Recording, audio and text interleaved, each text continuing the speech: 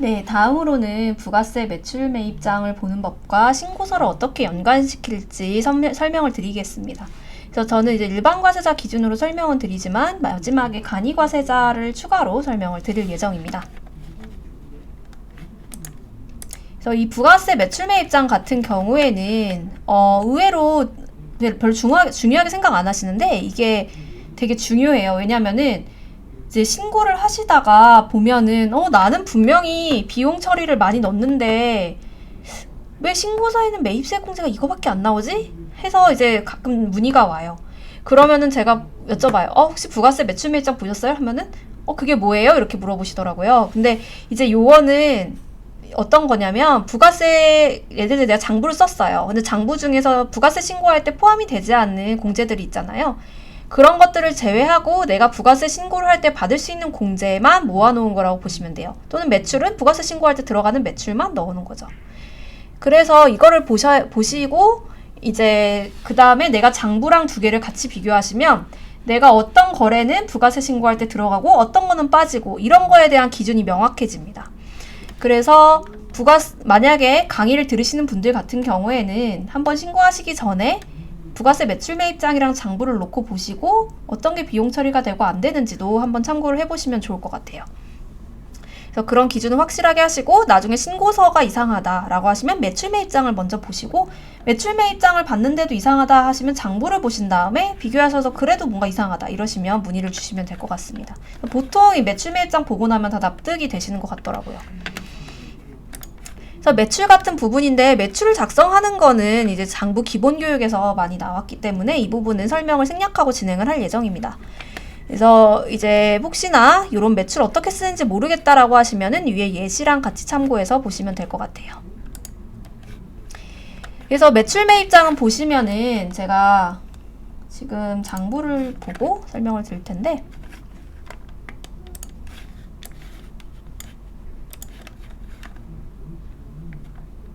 여기 수입비용 거래처 관리 메뉴 가시면 있고 끝에 부가세 매출 매입장이라고 있습니다. 이렇게 해서 내가 만약에 10월부터 12월로 신고한다면 이렇게 놓으시면 되고 7월부터 12월이다 하면 더 땡겨가지고 이렇게 놓으시면 돼요. 네, 그래서 저는 일단은 이렇게 놓고 이렇게 하면 딱 나오죠. 이건 매출이고 얘는 매입이에요. 이런 식으로 구분해서 보시면 돼요.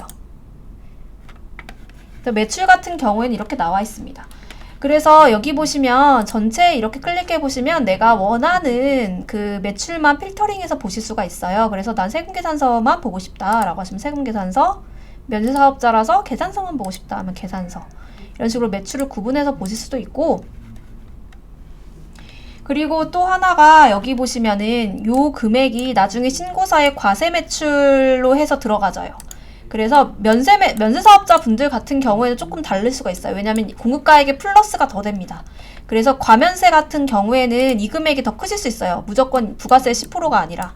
그 부분을 조금 주의를 해주시고, 그리고 전자세금계산서면 여기 오표시가 되어 있을 것이고, 예정 누락분으로 잡힌 게 있다 하면 오표시가 나오는데, 대부분 이제 사업자분들은 이제 예정 누락분이 거의 없으실 거예요. 근데 만약에 내가 예정 누락을 안 했음에도 동그라미 표시가 나온다면 그것은 한번 확인을 다시 해보셔야 됩니다. 그래도 이게 안 풀린다라고 하시면 저희 쪽에 문의를 주시면 될 것 같습니다.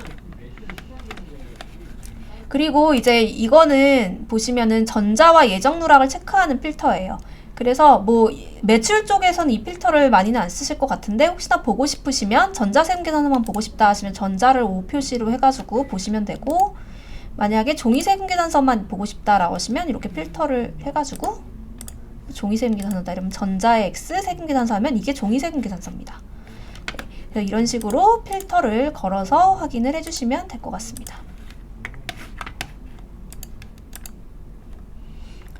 그 다음에는 매입인데, 매입 쪽의 매출 매입장 같은 경우에는 이렇게 보시면은 지금 한 건밖에 없어요. 그래서 제가 설명드리고자 하는 게 아까 전에 장부에선 분명히 여러 건이 있었는데 이렇게 하시면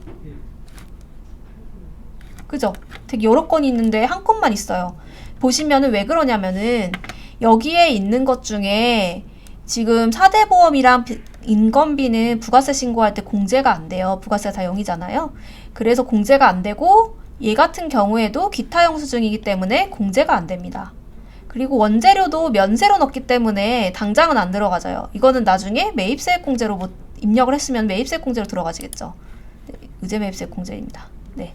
그래서 이렇게 해가지고 하면은 결국은 20만 원만 있겠죠. 네, 그래서 제가 아까 전에 계속 누누이 강조드린 부가세 신고할 때 들어가는 것만 있다라고 말씀을 드리는 게 이겁니다. 그래서 매입으로 체크하고 보시면 이렇게 한 건만 나오게 됩니다. 네, 그래서 이 부분을 조금 주의를 해주셔야 될 것 같아요. 그 다음에 또 이제 볼 수 있는 게 여기 중에 이제 불공이면 동그라미 표시가 되어 있을 거예요. 왜냐면은 그때 아까 전에 제가 설명드렸을 때 뭐 체크리스트 쪽 가보시면은 설명 중에 뭐 자동차에 대한 유지 임차 비용 이런 거 외세 불공제 거래미가 체크를 한다라고 하시면 불공에 뭐 동그라미가 되어 있을 것이고, 의제는 의제 매입세 공제 받는 것들. 그리고 공통 같은 경우에는 공통은 어떤 의미냐면 이거는 과세 사업자분들은 해당 사항이 없어요. 간이과세잖아. 근데 과세랑 면세를 겸용하시는 분들은 공통매입세 공제라고 해서 그 과세 사업과 면세 사업에 동시에 쓰이는 거에 대해서는 공통매입세 공제 거래를 받을 수가 있습니다. 그래서 동그라미가 되는 거예요. 그래서 과세랑 면세, 예를 들어서 내가 사업장에 전기요금을 납부하는데 그것은 결국은 과세 사업과 면세 사업을 위한 거잖아요. 그러면 그때는 공통의 동그라미가 되어 있어야 됩니다. 근데 내가 뭐 과세 사업에만 쓰인다 또는 면세 사업에만 쓰인다, 뭐 상품을 샀는데 이거는 면세 사업에 대한 상품이다 이러시면은 여긴 체크가 안 되겠죠. X라고. 그래서 그거를 또 이렇게 필터로 구분해서 볼 수가 있습니다. 그래서 OX 이렇게 돼 있으니까 원하시는 필터로 보시면 되고, 그리고 전자는 전자세금계산서 받았는지, 전자계산서 받았는지고, 예정 누락은 아까 설명드린 대로 예정 신고할 때 누락됐던 거 혹시 있으시면 여기에 동그라미 돼서 신고가 들어가져야 된다. 네, 그래서 이걸 잡는 법은 따로 설명은 드리지 않겠습니다. 네, 그래서 이렇게 간다라고 보시면 될 것 같습니다. 그래서 이제 이 부분까지는 이제 일반 과세자분들 대상으로 설명을 드렸고, 간이 과세자분들 같은 경우에는 보는 법은 거의 유사해요. 다르진 않아요. 일반 과세장, 매출 매입장을. 근데 신고서가 조금 달라지는 부분이 있어서 설명을 드리려고 해요.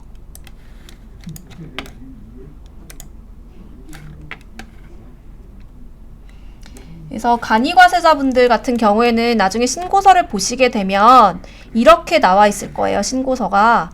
그래서 여기 보시면은 일단 1번이 차이인데 1번은 금액에 있어 차이는 아니에요. 그래서 그 기존과 동일하게 공급가액이랑 부가세를 더한 금액이 여기에 찍혀요. 다만 뭐가 차이가 있냐면 6월 30일 이전에는 업종별 부가가치율이 이랬는데 7월 1일 이후에는 업종별 부가가치율이 이렇게 차이가 있습니다. 네. 그래서 업종별 부가가치율을 기준으로 좀 달라지는 부분이 있다라고 알고 계시면 돼요. 네. 이것 때문에 차이가 있는 거지 금액 자체는 똑같다, 예전이랑 적용되는 게. 네. 그래서 이 부분은 그냥 뭐 이렇게 보시면 될 것 같고, 그 다음에 재고납부세액인데 이 부분은 제가 조금 이따가 신고서 자동생성 메뉴에서 설명을 드릴 거예요. 그래서 크게 뭐 여기 자동으로 찍히는 것만 알고 계시면 되는데, 주의하실 게 이거는 누가 하는 거냐면 일반 과세자에서 간이 과세자로 변경되신 분들이 추가로 납부를 해야 되는 세액이에요. 그래서 내가 예를 들어가지고 그 7월 1일자로 일반 과세자에서 간이 과세자로 변경이 되었다 이러시면 그 아마 재고품 등 뭐 신고서 이런 거 신고를 하셨을 거예요. 변경되셨을 때. 그래서 그때 바탕으로 나오는 금액입니다. 그 금액이 찍히는 거고, 제가 나중에 신고서 자동 생성 메뉴 들어가서 어디다가 이걸 기재하는지를 설명드릴 겁니다. 그래서 여기에 찍혀야 되고, 이거는 공제가 추가로 이거는 나중에 납부의무 면제 대상은 아니에요. 그래서 연매출 4,800만 원 미만일 때 납부 금액이 원래는 0원인데 이 재고 매입세 재고 납부세액 같은 경우에는 여기에 포함이 안 되기 때문에 만약에 내가 매출이 4,800만 원 미만이라고 하더라도 10만 원의 재고 납부세액이 있으면 10만 원 납부하셔야 됩니다. 네, 그래서 그건 알고 계시면 좋을 것 같고, 그 다음에 조금 이제 어려워지는 부분이 이 매입세금 계산서 등 수치세액 공제예요. 그래서 6월 30일 이전 공급분 같은 경우에는 예전에 그대로 똑같이 적용이 됩니다. 예전이랑. 그래서 내가 매입세, 그 부가세 금액에 업종별 부가가치율을 적용한 금액만 수치세액공제가 되는 거예요. 근데 내가 만약에 7월 1일 이후에 이런 뭐 세금 계산서라든지 현금 영수증, 신용카드 등 이제 그런 세액이 있다, 매입세액 공제를 받는 것이 있다라고 하시면 그때는 이게 아니라 공급 대가에 0.5%를 무조건 곱한 금액을 여기다 찍게 되어 있어요. 그래서 공급 대가가 뭐냐면은 그 입력하실 때 보시면 공급가액 플러스 부가세라고 있잖아요. 그 금액에 0.5를 무조건 적용합니다. 예. 그래서 매입세금 계산서랑 뭐 매입 현금 영수증 이런 거 받는 거래에 대한 부분은 똑같지만 계산 방식이 조금 차이가 있는 거예요. 그래서 신고서를 보실 때 3번과 4번 금액의 그 기준이 다르기 때문에 받는 금액이 다를 수 있다. 그래서 이거는 신고서나 그 매출 매입장을 통해서 보기는 조금 힘드실 수 있고 그 장부를 통해서 한번 확인을 해보셔야 된다. 그래서 업종별 부가가치율이 어떤 부가가치율인지 모르겠다 하시면 내가 위에 매출을 봤을 때를 보시면 돼요. 예를 들어서 지금 제조업이다 하면은 괄호 6번에 찍힐 거잖아요. 그럼 괄호 6번에 대응되는 부가가치율이 100분의 20이기 때문에 이 금액을 곱한 금액이 아래에 이제 뭐 매입세 뭐 100만 원이다면 100만 원 곱하기 20% 해야겠죠? 그래서 20만 원 뭐 이렇게 찍히겠죠. 네, 그런 식으로 간다라고 보시면 됩니다. 근데 이 금액은 6월 30일까지가 이렇게 적용이 되는 거고 그 이후에는 0.5%를 곱하는 금액이다 라고 알고 계시면 되겠습니다. 그리고 이제 5번 의제매입세 공제 같은 경우에는 제가 앞에 설명드린 대로 상반기에 대한 부분만 공제가 가능하다. 그래서 장부에 아무리 하반기에 의제매입세 공제 넣어도 얘는 적용은 되진 않습니다. 근데 장부에는 쓰셔야 되는 게 면세로 구매하신 경우는 나중에 비용 처리가 되겠죠? 그래서 그 장부는 기재를 해주셔야 되고 면세 공급가액으로. 그리고 또 하나 달라진 부분이 6번 금액이에요. 6번 금액은 이렇게 보시면은 신용카드 등 발행세액 공제인데 이거는 이제 뭐 음식 숙박 업종의 경우가 조금 달라졌어요. 그래서 다른 뭐 예전부터 1.3%로 적용받으신 분들은 상관이 없는데 예전에 2.6%로 신용카드 매출전표 등 발행세액 공제를 적용받으셨던 간이과세자 분들은 이번에는 이제 1.3%로 바뀌었다. 네, 이걸 알고 계시면 되고요. 그 다음에 뭐 납부 의무 면제는 다 알고 계실 거예요. 그래서 납부 금액이 0원인 경우가 있다. 매출이 4,800만 원 미만이면. 근데 말씀드린 대로 이 경우에도 신고는 해야 되고 납부 의무 면제라도 재고 납부세액은 꼭 납부를 해야 된다. 네, 이 부분을 주의를 하시면 될 것 같습니다. 그리고 제가 간이과세자분들 많이 묻는 거 적어놨어요. 그래서 간이과세자는 환급이라는 구조가 없습니다. 그래서 요거를 조금 주의하셔야 되고 환급 많이 물어보세요. 내가 환급 왜 못 받냐고 비용 이렇게 많은데. 그래서 이 환급이라는 건 나올 수가 없고요. 말씀드린 대로 납부세액이 0으로 나오는 이유는 이제 뭐 환급 받을 게 없다라기보다 그런 내용이긴 하지만 그 신고는 하셔야 되고 그 4,800만 원 미만일 때는 납부세액이 0이다. 네, 그렇게 알고 계시면 되고 이 수치세액 공제 금액은 아까 제가 강조드린 3, 4번이라고 보시면 돼요.